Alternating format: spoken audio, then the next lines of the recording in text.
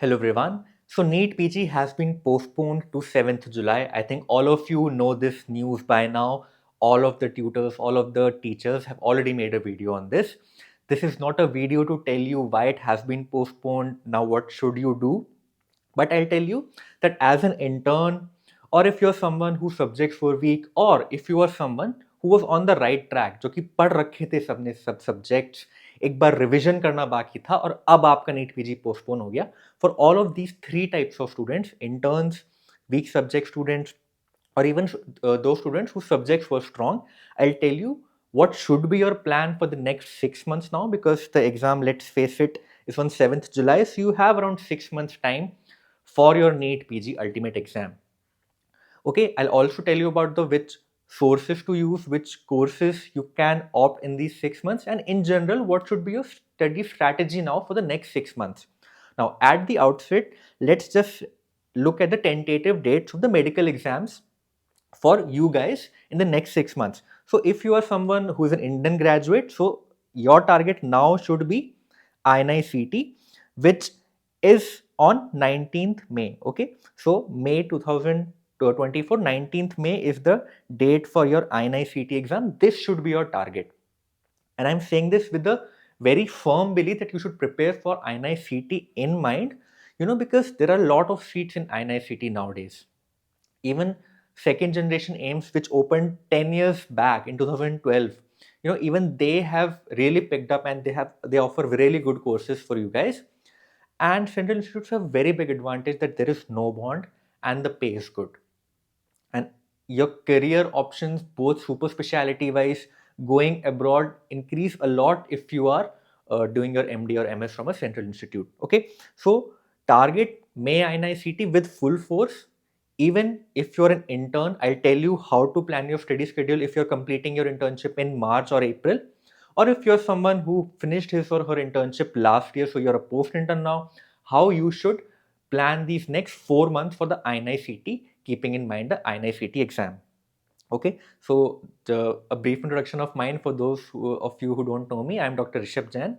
I've done my MBBS from AIMS Delhi and my MD in radiology from PGI Chandigarh, and I'm currently pursuing my fellowship in intervention radiology from ILBS Hospital, New Delhi. Now, today is 11th January. The exam is on 7th July. So you have 6 months in total. And the exam on 19th May for INI-CT, keeping that as a target, you have 4 months till INI-CT. So a very, very good amount of time. I remember during my time also, I took a drop from my November attempt in my INI-CT preparation, and I started preparing well from mid-Jan only. Okay? So you have good 4 months to ace and get a top 100 rank in INI-CT, right? So if you are, there can be three category of students right now. Okay? So if you're someone who had completed his or her subjects, all the 19 subjects once, and you were revising for this 3rd March exam now, and अब NMC ने NEET PG postpone करके रायता फैला दिया सब चीज़ों पर. Don't worry, अपना pace please maintain करते रहो. अगर लग रहा है कि अब 6 महीने बाद है, ठीक है, take a break. You want to take a break of 4-5 days, ठीक है, बट कम बैक. ठीक है, please come back. Give your GTs जो भी आप दे रहे हो. सिंस आपने सारे 19 subjects you have already done, your mode of revising now should be giving जीटीज, doing custom modules, AIMS, NEET, FMGs. Reread your revision notes. I'm sure, okay, so if you have not concised your notes during your first reading, now is the time to concise those notes. How to do that, I'll tell you in just a bit. And fourth point, that अब आपका time है छोटी copy बनाना. अब revision जब भी mode start करते हैं ना, तो एक काम होता है कि जो मेन बल्कि नोट्स है उनको कंसाइज करो, एंड साथ साथ एक छोटी कॉपी बनाओ उन चीज़ों के लिए जो कि बहुत वोलेटाइल चीज़ें हैं. ट्रायड्स हो गए, स्कोरिंग सिस्टम्स हो गई मेडिसिन, सर्जरी, पेडियाट्रिक्स में, सिंड्रोम्स हो गए, ठीक है, वो याद नहीं रहते हैं. ऐसे ऐसे बहुत सारी चीज़ें होती हैं. फोरेंसिक में आपके आईपीसी सेक्शंस हो गए, अपडेट्स आती हैं सीसीएम में, फॉर्मूलेज होते हैं फार्मा के, बायोस्टैट्स के, उन सब की छोटी कॉपी बनाओ ताकि मैं लास्ट डे रिवाइज कर सकूँ उन्हें. एंड अब आपका टाइम है कि PYQs आपके फिंगर टिप्स पे होने चाहिए. जब भी आप रिवाइज कर रहे हो तब PYQs फिंगर टिप्स पे होने चाहिए. ठीक है, so for those of you who already had completed the 19 subjects, 1 reading और एक बार रिवीजन भी लेट से कर लिया, आपके लिए रोड सीधी है. ठीक है, बस अपनी कंसिस्टेंसी, अपना मोमेंटम नहीं तोड़ना है. GTs, subject wise test, custom modules, छोटी copy, concising notes, that's it. Now, if you are someone, the second category of students, जिनके कुछ सब्जेक्ट्स अभी भी रह गए थे, ठीक है, लेट्स से 8-9 सब्जेक्ट्स हो गए थे अभी, बट अभी भी 10 सब्जेक्ट्स थे जो बाकी हैं रीडिंग के लिए फ्रॉम मेन नोट्स ओनली, या प्राइमरी आपको अभी भी रीडिंग करनी है, तो आपके लिए take this as a blessing, ठीक है, take this postponement as a blessing. Don't don't don't waste time, ठीक है. आप ये मत सोचो कि मैं अब एक हफ्ते बाद पढ़ाई स्टार्ट करूंगा. आप प्लीज़ थैंक यू बोलो भगवान को कि थैंक यू, आपने टाइम दे दिया है मुझे, अब मैं इसको वेस्ट नहीं करूँगा, ठीक है? अब नहीं वेस्ट करना है इस टाइम को. And also third category of students who are interns. Your internship ending in March or April this year, you have a very good chance of getting a good rank in NEET PG. Okay, I'm not saying कि अगर आप अभी पढ़ाई start कर रहे हो तो आपके टॉप 100 या टॉप 1000 में आ जाएगी नीट पीजी में, बट टॉप 5000 6000 में 100% आ सकती है अगर आप इंटर्न हो, ठीक है. 2-3 महीने होंगे इंटर्नशिप खत्म होने के बाद नीट पीजी में, और अभी से 6 महीने हैं. So I tell you as an intern what should be your strategy. Just bear with me, okay, I will coming to that. Now if your second category of students जिनके कुछ subject अभी pending थे, तो अभी time है अपना week subjects करने का, ठीक है. वीक सब्जेक्ट्स कैसे करने हैं? आई वुड से कि मेन नोट से करो उनको. Videos I am saying plus minus, ठीक है, प्लस माइनस वीडियोस लिखा है, क्योंकि सब चीज़ों के वीडियोस यार नहीं देखने होते. अगर आपको लग रहा है ना कि मैं वीडियोस देखूंगा एक बार सारे मेडिसिन के, फिर मेन नोट्स पढ़ूंगा, फिर उनको कंसाइज करूंगा, तो भाई 2 महीने से मेडिसिन ही पढ़ते रहोगे. जो भी आपका वीक सब्जेक्ट्स हैं, लेट्स से मेरा वीक सब्जेक्ट जैसे बायोकेमिस्ट्री थी, तो मैंने क्या किया था कि मेन नोट्स खोले. हमारे टाइम पे रिव्यू बुक्स आती थी, रिव्यू बुक्स खोली रेबेका जेम्स की, एंड साथ में एक कंसाइज मटेरियल खोला. I used First Aid as a concise material. You can use revision notes और even First Aid like biochem, micro and psych के लिए First Aid is a handmade concise notes. You want to check my First Aid, I have penned it down in my comments and my description. You can check it from there. But the idea is कि जो weak subjects हैं उनको आप एक बार main note से पढ़ो, और साथ साथ रिविजन नोट्स भी खोल के रखो. तो कैसे करता था मैं? जैसे लेट से अगर मैं बायोकेमिस्ट्री पढ़ रहा हूँ, तो बायोकेमिस्ट्री की मेन बुक मैंने सामने खोल के रख रखी है, एंड नीचे मैंने फर्स्ट एड खोल के रख रखी है. तो मैं एक बार फर्स्ट एड से एक टॉपिक पढ़ूंगा. Let's say I am reading urea cycle and metabolism, तो फर्स्ट एड से क्विकली 10-15 मिनट्स में ही हो जाती है यूरिया साइकिल. फर्स्ट एड से क्विकली पढ़ी, एंड फिर मेन नोट्स रिव्यू बुक खुली. जो जो एक्स्ट्रा पॉइंट्स लगे मुझे अपनी फर्स्ट एड में नहीं है, मैंने वहीं पे फर्स्ट एड में एनोटेट कर लिया. सिमिलरली मैंने एनाटमी के लिए भी यही किया, ताकि मैंने एनाटमी अपनी कंसाइज नेटर्स एटलस में की थी, सो मेन नोट्स खोले सामने, और जो भी एक्स्ट्रा पॉइंट्स थे क्रेनियल नर्व्स के, थर्ड क्रेनियल नर्व के, सिक्स्थ क्रेनियल नर्व के, 9th 10th क्रेनियल नर्व के, वहीं पे सारा लिख लिया. सो योर कंसाइज वाला जर्नी है जो है, कंसाइज वाले जो आपकी एक्टिविटी है, ये एक्सरसाइज है कंसाइज करना, दिस शुड बी साइमल्टेनियस. ये नहीं है कि जब रिवीजन करूंगा तब कंसाइज करूंगा मटेरियल. नहीं, जब आप फर्स्ट रीडिंग कर रहे हो इन वीक सब्जेक्ट्स की, तभी कंसाइज करना है, क्योंकि रिवीजन में तो कंसाइज मटेरियल पढ़ना है ना, तब तब दोबारा थोड़ा ना मेन नोट्स पढ़ेंगे बैठ के. तो अभी आप उन चीज़ों को कंसाइज करो. इधर रिवीजन नोट्स, सब चीज़ों के रिवीजन नोट्स मार्केट में अवेलेबल है, all 19 subjects, all coaching apps, all study material, ठीक है. या फिर आप फर्स्ट एड यूज कर सकते हो इन 3 सब्जेक्ट्स के लिए.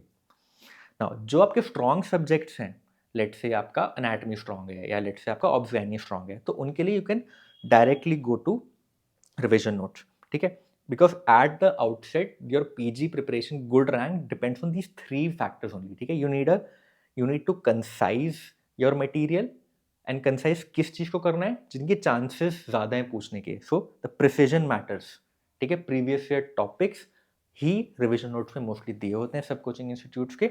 सो जो आपके स्ट्रॉन्ग सब्जेक्ट्स हैं, जिनमें आपकी बेस ऑलरेडी है, you can take the revision notes as your primary source, and आप जो जो प्रीवियस ईयर टॉपिक्स हैं उनको मेन नोट से रिविजन नोट्स में एनोटेट करते जाओ, and that will help you in quick and easy revision later on. Now MCQs कौन से प्रैक्टिस करने हैं? सो आई वुड से कि जब भी आप कोई सब्जेक्ट स्टार्ट करो, let's say you are starting reading anatomy now, so it's a good idea कि आप एक 100 क्वेश्चंस का कस्टम मॉड्यूल बना लो, subject wise test of the whole anatomy before starting that subject. So वो आपका एक प्री टेस्ट प्रोबेबिलिटी वाला खेल हो जाएगा कि pre test, pre starting my subject, मेरी क्या सिचुएशन है अभी सब्जेक्ट में. एंड जब आपने सब्जेक्ट खत्म कर लिया, उसके बाद आप एक 100 MCQs का कस्टम मॉड्यूल बनाओ.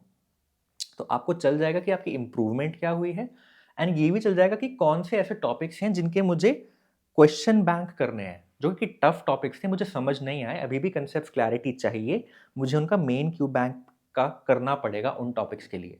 तो आई वुड से कि सब्जेक्ट वाइज स्टेप्स काफ़ी ज़्यादा हेल्प करेंगे आपकी एज एज कम्पेयर टू कि हर एक टॉपिक का आप मैरो प्रेप या किसी और कोचिंग ऐप से आप पूरा पूरा क्यू बैंक करो। पूरा क्यू बैंक करने का नहीं है टाइम, नहीं है फ़ायदा, आई tell you.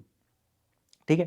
Now if you are the second category of student जिनके कुछ सब्जेक्ट्स वीक थे, कुछ सब्जेक्ट्स स्ट्रॉन्ग थे, तो आपकी क्या टाइमलाइन होनी चाहिए?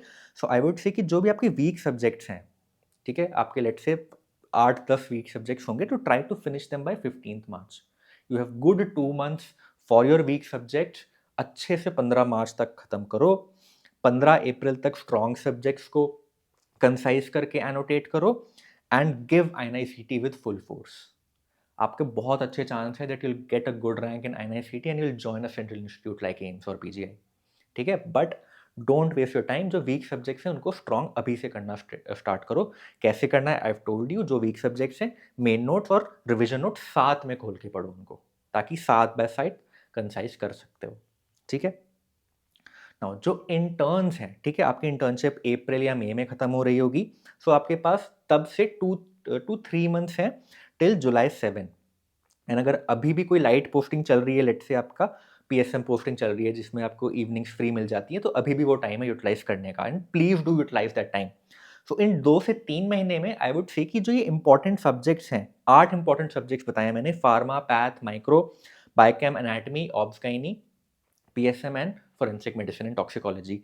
इन 8 सब्जेक्ट को तो एटलीस्ट 7 जुलाई तक आप कंप्लीट कर लेना। ठीक है, 19 सब्जेक्ट्स को नहीं बोल रहा करने को, मेडिसिन सर्जरी जैसे बिग बल्कि सब्जेक्ट्स को भी नहीं बोल रहा, बट ये 8 सब्जेक्ट्स को बोल रहा हूँ बिकॉज इससे आपका बेस बहुत स्ट्रांग हो जाएगा।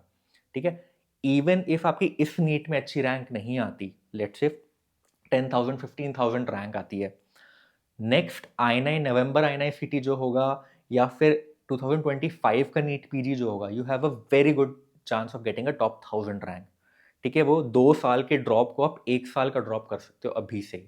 सो आई से कि इन 8 सब्जेक्ट को definitely NEET PG 2024 that is 7 जुलाई तक खत्म करना अच्छे से रिवाइज के साथ। एंड हो सके अगर टाइम फिर भी बच जाए 8 के बाद, तो यार वेल एंड गुड, बाकी सब्जेक्ट्स भी करो, surgery, physiology, minor subjects, ortho, derma, psyche. ठीक है, बट इंटर्न्स मेरे बहुत विनम्रता से आपसे रिक्वेस्ट है कि please give this INICET, this NEET PG seriously. You have a very good chance of getting a decent rank in this NEET PG if you are an intern. Now कौन कौन से सोर्सेज यूज करने हैं? So for this second and third category of student, that is interns and जो student जिनके कुछ week subjects अभी भी हैं, I'd say weak subjects के लिए main notes plus simultaneously concise them either in your revision notes or first aid, and MCQs from QBank, subject wise test, and for weak topics main question bank। ठीक है। Now इन students के लिए अगर कोई week subjects आपको strong करना है, सो Elon का एक रेगुलर कोर्स भी स्टार्ट हो रहा है 3 फरवरी से, जो कि ऑनलाइन यूट्यूब पे चलेगा। Around 6 to 8 hours per day के लेक्चर्स होंगे। लेट्स से कि 3 दिन में दिल कंप्लीट योर होल माइक्रोबायोलॉजी। तो you can see that also on YouTube. Regular course चलेगा टारगेटिंग नीट PG। एंड जिन स्टूडेंट्स के स्ट्रॉन्ग सब्जेक्ट्स को कंसाइज करना है, you can join a TND। ठीक है, बहुत सारी कोचिंग्स TND आजकल स्टार्ट कर रही हैं टिल INICET और NEET PG। It's a good idea कि TND में जो भी इंपॉर्टेंट टॉपिक्स होते हैं या टफ टॉपिक्स होते हैं, उनके क्वेश्चंस एंड डिस्कशन होता है। A very good way to learn important topics in a quick time. Again, Alan Next ka TND will start for INICET from 27th January. Again, it will be live on YouTube. You can check it out, or you can join some offline TND as well. Your choice totally. Now, some FAQs for in general students who ask me a lot of questions regarding this. That is it okay to take a break right now? ठीक है, ठीक है, natural tendency होती है students की to take a break when exam postpone हो जाता है कि अब तो 6 महीने पड़े हैं। ठीक है, 4-5 दिन का ब्रेक ले लो, बट प्लीज कम बैक। ठीक है, इन 4-5 दिन में अगर ठीक है पढ़ने का मन नहीं कर रहा, एटलीस्ट एक स्केड्यूल बना लो कि इन 5 दिन के बाद मैं कैसे स्टार्ट करूंगा। I have given you a rough timeline कि 15th मार्च तक एटलीस्ट वीक सब्जेक्ट्स खत्म करो, 15th अप्रैल तक स्ट्रॉन्ग सब्जेक्ट्स को भी कंसाइज कर लो, ताकि आपके पास 15th अप्रैल तक एक अच्छा टाइम हो कि मेरे सारे सब्जेक्ट्स अब कंसाइज हो गए हैं। मुझे 1 महीना टिल INICET 19th मई तक रिवाइज करने हैं बस सारे सब्जेक्ट्स, ठीक है। तो this timeline 15 March, 15 April and INICT you can keep in mind. And PYQs, PYQs बहुत सारे स्टूडेंट्स पूछते हैं कि PYQs बहुत ओवररेटेड हैं, कि कैसे करने हैं, केवल PYQs से हो जाएगा कि नहीं। सी PYQs ना एक नाइट्रो बूस्टर की तरह है, कि जैसे मैंने कैसे किए थे PYQs, तो मैंने 3 years के PYQs किए थे। I did only 3 years PYQs during my preparation. I would say कि 5 years से कर लेना NEET PG, FMG, INICT।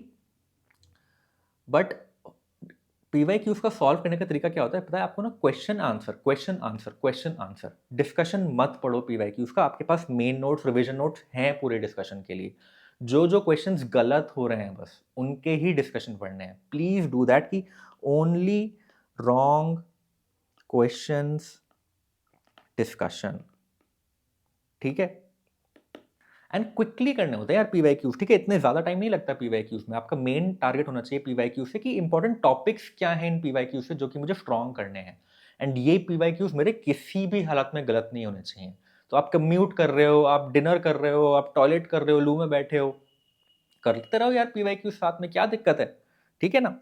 But at the outset आपका अभी टारगेट होना चाहिए कि मुझे अपने बेस स्ट्रॉन्ग करना है, स्पेशली फॉर दीज 8 सब्जेक्ट्स। ये 8 सब्जेक्ट्स आपके स्ट्रॉन्ग होने चाहिए यार, अगर आपको PG एंट्रेंस निकालना है, ठीक है। Now again my sincere request to all of you कि please do give this INICT very seriously, make it your target that this is my target exam, INICT में मुझे अच्छी रैंक लानी है अब, ठीक है। and you'll get into a central institute, you'll have good pay, there is no bond, you can easily do your DM MCH fellowships after your PG. Do make a schedule in these 4 to 5 days कि मैं अगले 4 से 6 months कैसे plan करूंगा अपना। And that's all from my side, thank you.